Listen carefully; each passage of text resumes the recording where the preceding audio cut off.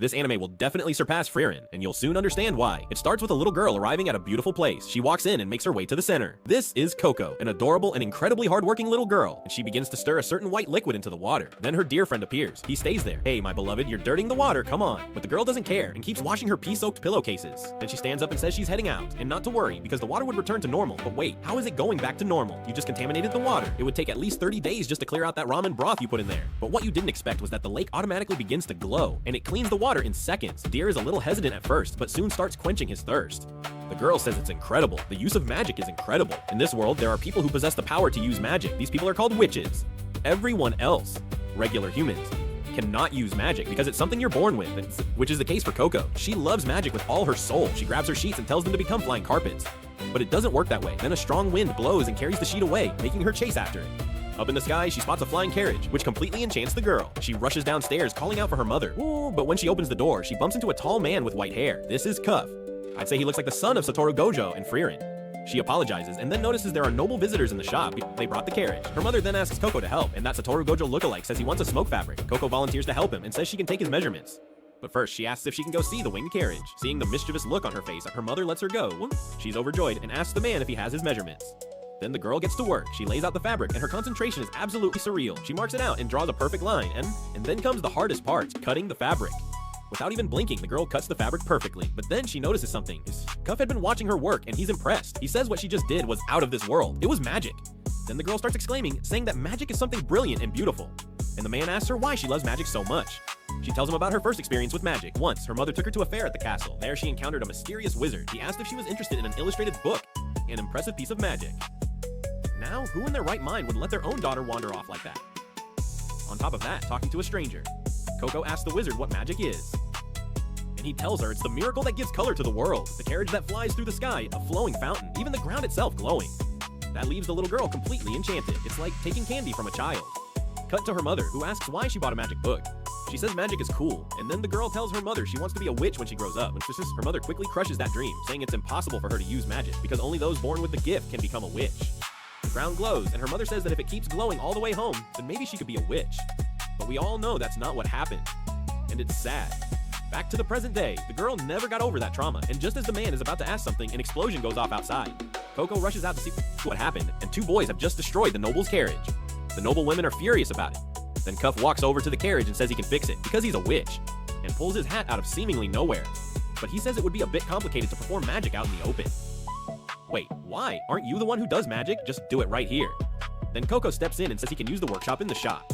He tells Coco to stand guard at the door and not let anyone in. She's disappointed because she wanted to watch the magic happen. Then she spots those boys sneaking around trying to peek.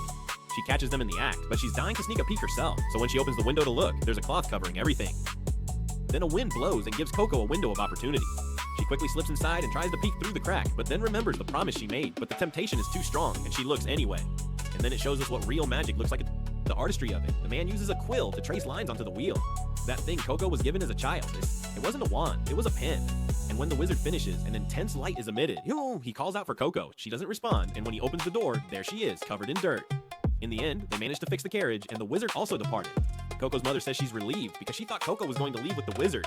Her father passed away, and if she left, her mother wouldn't be able to survive without her. But Coco says she's not going anywhere. She would never abandon her mother. That night, they eat together and say their goodbyes. Coco goes to her room, picks up her wand, and removes the cap, and it really is a pen. The book she was given is full of patterns, and at the tip of the pen is a sphere containing magical ink. Then the girl starts drawing. Her curiosity was stronger than any promise. Hours pass. The girl tested what magic could do. She draws a pattern described in the book, but it didn't work, and she complains. But what she didn't expect was that the circle wasn't complete, and just a single drop of ink was enough to close the circle. A light ignited from the drawing, surprising her and leaving her overjoyed, and so she continues her experiments. Then we cut to the forest where the white-haired man is lying down. He was thinking about the book the girl mentioned. Then he notices something. Back at Coco's house, she uses a fire magic and starts putting it out with a pillow. It seems she had made a whole bunch of drawings. She discovered that larger drawings are more powerful than smaller ones, and well-drawn ones work better than messy ones. But precision is everything, so she decided to cut a drawing out of the book. Just as she was about to complete the drawing, something behind her was watching. When she finishes it, arms reach out from behind, grabbing her, and the circle lights up. The white-haired wizard leaps through the bedroom window, flying into the sky. He starts asking what magic she drew, and she says it was just a spell from the book. Down below, her mother calls out to her. Then a swarm of crystals erupts from inside the house. Coco screams out to her, but it's already too late. The crystals consume the woman in seconds, trapping her forever. The girl starts fighting back, pushing Cuff's face away. He ends up releasing her, but quickly grabs her again before she crashes to the ground. Before he could reach her, the wizard flies into the air with her in his arms. She starts crying and apologizing. She was naive and didn't know what she was doing. And of course, the wizards keep their powers hidden so that people won't do exactly this, because anyone with a pen and paper can perform magic. Now he'll have to erase her memory so she won't expose the wizard's secret. But she says he can't do that because she has to bring her mother back. Without her memories, who would do that? She can recite the book from memory. If Cuff learns about the book, he might be able to find out who's behind it. And so she says that if they find the book, they might be able to bring her mother back. Maybe that's possible. She begs him not to erase her memories. He asks if she'll keep the secret that wizards have kept for years. And he tells her that now she's going to become a witch. Episode 2. When Coco wakes up, Cuff tells her he called a carriage to come pick them up. Then he tells her they're almost at their destination. He points outside and shows her his home. And Coco's new school. Cuff planted some magical sentinel seeds near the girl's house in case any curious souls wander too close, but the girl is sad because she promised her mother she would never leave her behind. He comforts her and brings her inside, then, just to blow her mind, he shows her something incredible, a kind of lampshade with water inside. She asks what that is. Water! I know it's water, but what's it supposed to do? Coco says she's afraid to touch unknown magic. Then out of nowhere, a pink-haired girl appears and tells her to relax. This is Teddy, one of Cuff's students. Teddy then shows her how the magic works. The magic draws moisture from the air and converts it into water, like a faucet. Then the girl starts talking about how many likes she got on her little TikTok dance, when Wright appears and tells Coco to ignore Teddy. She talks too much and works too little. Coco notices a paintbrush and ink in Wright's basket. She asks who they are, and Teddy says they're the teacher Cuff students. Teddy asks where she came from. Coco says it hasn't been that long since she learned to use magic. Just about 24 hours. And now she's going to live with them. She shouldn't have said that. The girls stare at her with fear in their eyes. They say she's the girl who used forbidden magic, and on top of that, didn't get her memories erased. Cuff appears and interrupts, telling Teddy and Wright to go study in their rooms. He tells Coco to put on the outfit he brought. It fits perfectly. Then he tells her the history of magic. When you use ink and a pen and create circles with different symbols, anyone can use magic. But things got out of hand. People started drawing horrible spells. The few wizards who remained with any sanity left didn't want that anymore, so they erased magic from people's memories and only taught it to those who were deemed capable of keeping the secret. They made people believe that magic is only for those who are born knowing it. If this spreads, it will turn magic into a lawless land. The rumor of Coco using forbidden magic has already spread. The horrible spells that hurt people. And then Coco grabs onto him and says she wants to learn about forbidden magic because knowing nothing is terrifying. He reassures her, tells her to relax, that now he's going to show her something cool. He explains that forbidden magic includes things like altering age, teleportation, altering memories, manipulating emotions, and so on. But there's one exception. Memory erasure. In my opinion, that's the most dangerous one, but okay. He draws on a circular paper and places it in a lantern where a light appears. And then he says there's more. He starts turning some gears in a circle and a lake appears between them. It's real. Coco is stunned. In the distance, Cuff says there's a tower. That's the book library. Every book ever created is there. She says she wants to go there to find the book that contained the forbidden magic. But suddenly, an enormous monster appears. And then he says there's more. He starts turning some gears in a circle and a lake appears between them. It's real. Coco is stunned. In the distance, Cuff says there's a tower. That's the book library. Every book ever created is there. She says she wants to go there to find the book that contained the forbidden magic. But suddenly, an enormous monster appears, a sea king. It slaps its tail and drenches them both. Cuff tells Coco that the book tower is guarded by 4 librarians, and only skilled wizards with permission may enter. He tells Coco that when he saw how much she wanted to learn, he was happy. Beyond forbidden magic, there are spells that make people happy. Later that afternoon, Cuff shows his new student her room and knocks on a door. No one answers, and he says the other girl might not be there. You'll find out who she is soon enough. Then he shows her the room. The study area is shared, but the bedrooms are private. Cuff tells her to relax. If she needs anything, she can call for him. When he leaves the room, he picks up a kind of telephone and calls someone, mentioning Coco. He thanks someone for allowing her to become his apprentice. Coco looks around the work area, then a girl says that it belongs to her. Floating in the air is a girl. This is Agate. She tells Coco to get out of the way and lands. Coco greets her, but Agate says she already knows who she is and tells her she's sorry about her mother, that because of Coco, she'll never come back. Then she shows her hands. She studied so hard her fingers got stained, just to pass the test and become an apprentice, and Agate tells her she'll never become a witch. But Coco refuses to accept that. She says she will become a witch, so she can bring her mother back. Then Teddy and Wright come in, calling for Coco and Agate. Dinner is ready. It's Coco's welcome party. Right away. But Coco refuses to accept that. She says she will become a witch, so she can bring her mother back. Then Teddy and Wright come in, calling for Coco and Agate. Dinner is ready. It's Coco's welcome party. Right away, they see the food is the same as always. They complain to Cuff, who says it was last minute, so he couldn't do much. He asks about the emo girl, Agate. Teddy says she wants to eat in her room. Well, if that's what she wants, fine. And he tells Coco to give thanks for the meal. And so they start eating. Coco says the food is delicious. Cuff says the ingredients are grown nearby. Then Coco goes to bed. But as she lies down, she thinks of her mother, and the longing hits her hard. The next day, Coco is studying, and she says that what she needs to do to become a witch isn't written in any of these books. Then Cuff appears, startling the girl.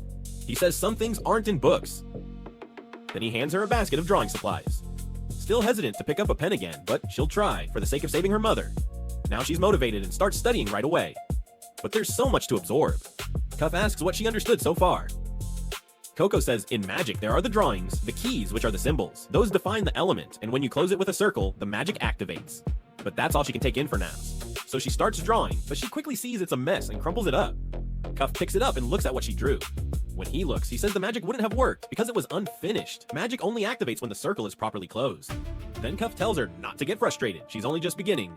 And when she completes the circle, a jet of water sprays the emo girl standing nearby, soaking her completely. Now you're in trouble, Coco. The girl starts apologizing. Agate says she's not angry. She asks to see Coco's drawing and points out that she made the key too large, causing the energy to accumulate there and spray water. And so Cuff says Agate and Coco will get along just fine. He announces he'll be leaving for 2 or 3 days. He'll be at the witch convention. Cuff tells Coco she'll learn a lot from her witch sisters. So Coco apologizes to Agate again. Agate tells her that magic is for the few. And Coco will have to prove she's capable of carrying such a heavy burden. The test is about to begin. Episode 3. The 3rd episode opens with Cuff arriving at a ruined place. But just look at that staircase, there's no way he's walking down that. And then he flies down. When he lands, a staff hooks onto his collar, pulling him to the ground. A mature woman's voice echoes. She says, why have stairs if nobody uses them? This is Alaya, and she calls Cuff the troublemaker of the Grand Hall. The woman already says she heard he has a new apprentice, and asks if she can have a connection with a group called the Wide-Brimmed Hats. But he gets annoyed and says he didn't come here to talk about that. And besides, she hasn't taken the test yet, so she's not officially his apprentice. Because the island where the test takes place is at maximum altitude, and it's dangerous. And what do we get? Cut to Coco and Agate. The girl tells Coco to take the test, but Coco seems a little suspicious. Agate says she took the test at age 10, and she's still alive. For the test, you can only bring 3 magical items, a drop of water, a compass, and a pen and paper, and you must bring back a flower called the Crown of the King. Before leaving, Coco asks if she can borrow Agate's shoes, because they have flying magic circles on them, but she quickly takes it back, saying she was already asking for too much, but Agate lends them anyway, and tosses the girl out through the portal window. Before closing it, she says the test can only be attempted once. Fail, and you'll never become a witch.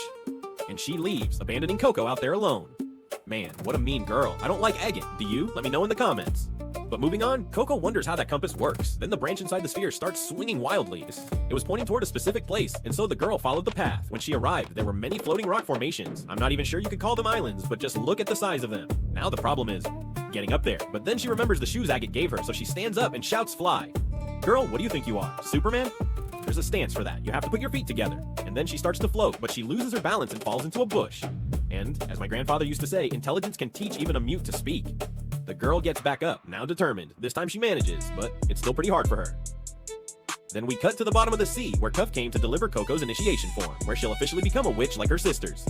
And who followed him there was Alaya, who says that if he lived in the Grand Hall, he wouldn't have to come all this way just to drop something off.